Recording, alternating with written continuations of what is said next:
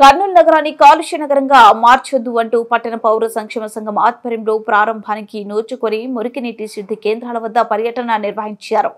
ఈ సందర్భంగా పీపీఎస్ఎస్ నాయకులు సేవి వర్మ, ఇరిగినేని పుల్లారెడ్డి, ఎస్ అహ్మద్, ఆంజనేయులు గౌడ్ మాట్లాడారు. ఒకవైపు నగరం కాలుష్యమయంగా తయారవుతున్నా మరోవైపు నేషనల్ గ్రీన్ ట్రిబ్యునల్ స్పందించి 5 కోట్ల రూపాయలు జరిమానా విధించిన అధికారులు కానీ పాలకులు కానీ ఎలాంటి ఉలుకు పలుకు లేకుండా ఉంటున్నారన్నారు. మంత్రులచే హంద్రి వద్ద 48 కోట్ల ఖర్చుతో శంకుస్థాపన చేపట్ట మురికినీటి శుద్ధి కేంద్రంగానే తుంగభద్ర వద్ద 75 కోట్లతో శంకుస్థాపన చేపట్ట మురికినీటి శుద్ధి కేంద్రానికి గానీ ప్రారంభానికి నోచుకోవడం లేదన్నారు. పాలకులు వ్యవహారం గమనిస్తే నవ్వు పోదురు గాక నాకేంటి సిగ్గు అన్న చందంగా ఉందన్నారు. పర్యటనలో ఎం నాగరాజు, ఎండి యోనాస్, కె శ్రీనివాసులు, ఏ వెంకటేశ్వరు, ఎస్కే రియాజ్, ఎస్ హబీబ్ భాషా, ఎస్ శాంత్ భాషా, ఎస్ షాకీర్, ఎం శ్యామ్ తదితరులు పాల్గొన్నారు.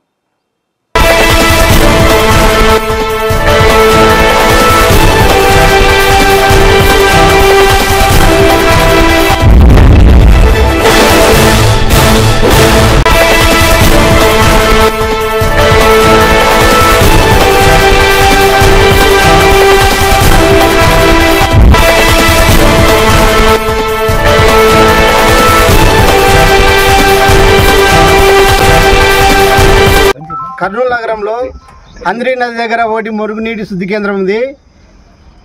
తుంగభద్ర నది మీద ఒక మురుగునీటి శుద్ధి కేంద్రం ప్రారంభించినారు. నిధులు ఎంత మాత్రం విధులైనా ఏమో పనులేమో ఆగిపోయినాయి. వీటిని ఎంత తొందరగా పూర్తి చేస్తే మురుగునీటి శుద్ధి కేంద్రం వల్ల చాలా ప్రయోజనాలు ఉంటాయి. ప్రజల ఆరోగ్యానికి కూడా తోడ్పడినట్టయితుంది. వీలైనంత తొందరగా ప్రభుత్వం స్పందించి నిధులు విడుదల చేసి ఈ మురుగునీటి శుద్ధి కేంద్రాలను పూర్తి చేయాలని.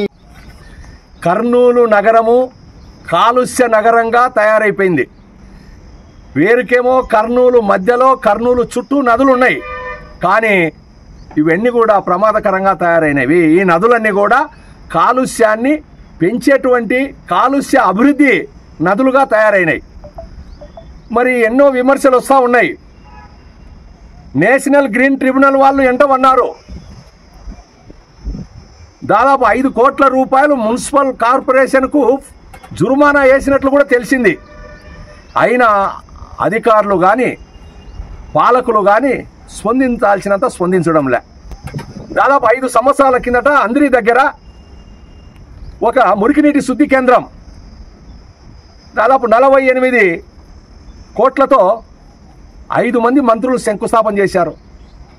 మేము 4 సంవత్సరాల నుంచి అడుగుతూ ఉన్నాం తొందరగా పూర్తి చేయమని. కానీ అధికారులు పట్టించుకోలేదు, అధికార పార్టీ నాయకులు పట్టించుకోలేదు.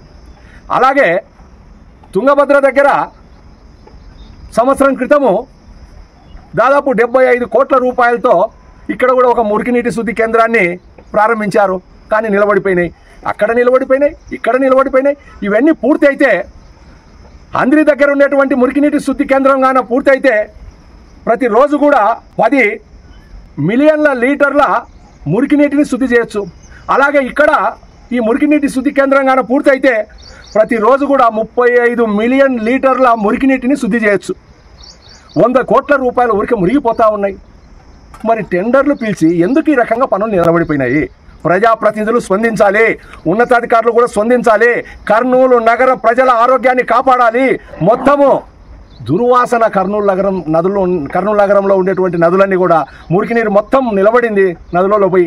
కాబట్టి దయచేసి ప్రజల ఆరోగ్యాన్ని కాపాడండి.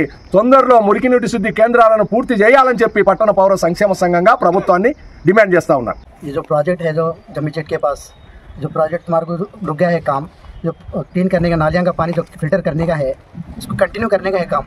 पानी की वजह से नाली का पानी में आ रहा और इसकी वजह से मिजाज ख़राब हो रहा, सेहत ख़राब हो रहा लोगों का, और बुखार, सर्दियाँ, ज़ुकाम, बच्चों को, बड़ों को. इसको जल्द से जल्द इसको प्रोजेक्ट को सही करे तो, काम करे तो, आगे करे तो इसको हमारे भी बच्चों को सेहत रहती, बड़ों को सेहत रहती, बूढ़ों को सेहत रहती, औरतों को सेहत रहती, डॉक्टरों के पास जाने की ज़रूरत नहीं पड़ती. ये सब करने के लिए आपके लिए बात बोल रहे हैं. హంద్రి, తుంగభద్ర, పక్కన వాగు మురికి నీరు చేరి చాలా దుర్వాసన వస్తుంది. తద్వారా దోమలు వ్యాపించి వ్యాధులు వస్తున్నాయి.